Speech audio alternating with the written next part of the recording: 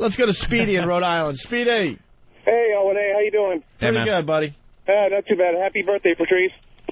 Hey, Anthony, I think you can relate to this because, you know, the guys went fishing. They went back to the tree house. I said to the other,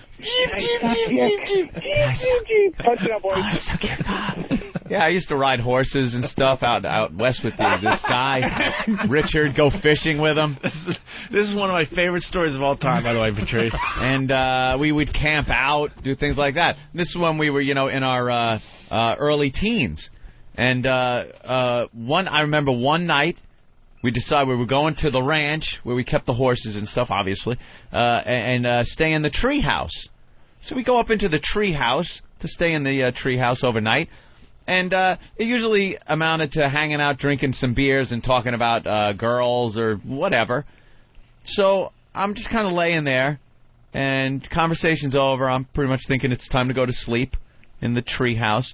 And I hear, like, this whispering that I can't quite make out. And I'm laying there, and then I hear, can I suck your cock? So I'm laying there, and it's pitch black. There's no light, like fucking, you know, out west, too. I mean, it's just total darkness. I hear, and this has been my best friend for years now, since we were, like, you know, very Still early teens friends. up until, you know. Still good friends. Yeah, I mean, we hang out on a daily basis. This is every day. We'd hang out. And, can I suck your cock? And I'm laying there going, just make believe you fell asleep. Just make... He did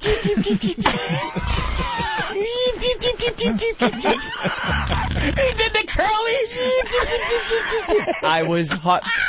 Now I'm turned around facing the wall, and he's on the other side of me, you know. And believe me, fully clothed, so I'm not worried about anything. Yeah, but you got to wonder, man, this might not be the best position to sleep in. Well, fully clothed is fine. You don't want to face him face to face. If he can fuck me through my jeans, right. You know, God bless him. I figured this is good because I don't have to look at him, right. And I don't have to acknowledge him. I don't have to make a face like I'm faking asleep when my eyes are like saucers. I'm freaked out. I'm just laying there you just going, saw a ghost. Oh my God. I'm just everything's racing through my mind like, please make it a chick that just climbed in here and sounds exactly like my friend. Anything but what is really happening. But how'd you stay friends? Like, after that? That's shocking, man. Yeah. The next day, it was pretty much changed the whole complexion of the friendship. But you had to make believe you never heard what he said the night before. Yeah, that was pretty much it. I'd never heard it. I was asleep. Hey, man, you want to go out and Buffalo Russell?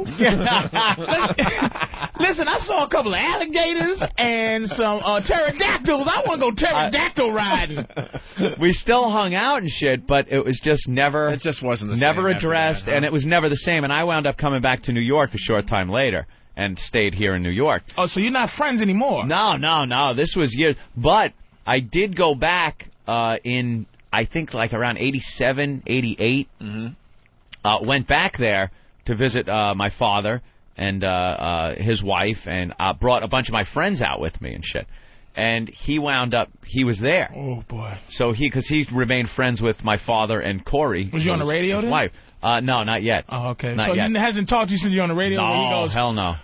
So you heard that, huh? He was in between seasons of filming Who's the Boss. What? Oh, yeah, right? So, and now it was just blatant. The guy was a flaming fag. Like, we went out there. Oh, he came out, he obviously said, stopped trying to cover it up or anything. So, you know, we go out there, and we all went hunting. Mm-hmm. We were going pheasant hunting and shit up in the hills. Had all our shotguns. And my father's like, Richard, you going to come along with us? And Richard decided no, he was going to stay with Corey because she was going curtain shopping. So as everybody's going out hunting.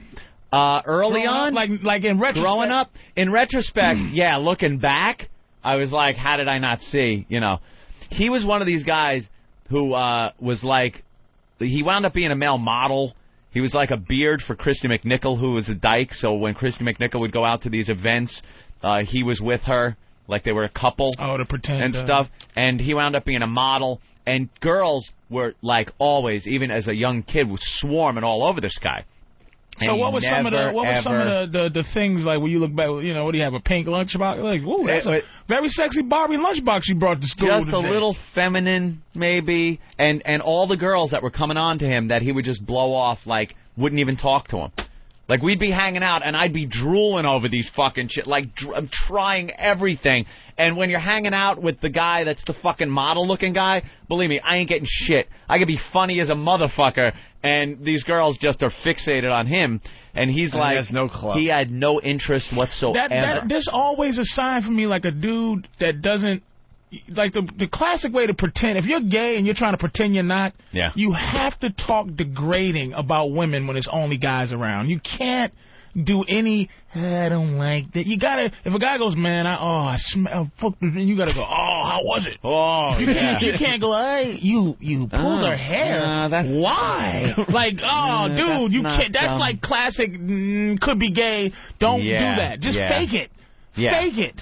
I don't know if they have the potential to fake that. Oh, my God, Anthony. Yeah, that was a rough one. That's one of my favorites. And that was my friend. We would ride horses. We'd go fishing, and he didn't know how to quit me. Right. Gays are not attracted to me. That's one thing. Maybe I should be mad about that, but it's never been a crisis. Oh. Never. All right. I was just a cute little kid. There was one time. You do have doe eyes, though. Well, I had the big when I was a kid. Oh, forget it. They loved me. Imagine his eyes with no cigarette smoke, no drugs in it. Yeah. Just beautiful big eyes. Big, innocent doe eyes. No goatee. Just precious. Big doe-eyed.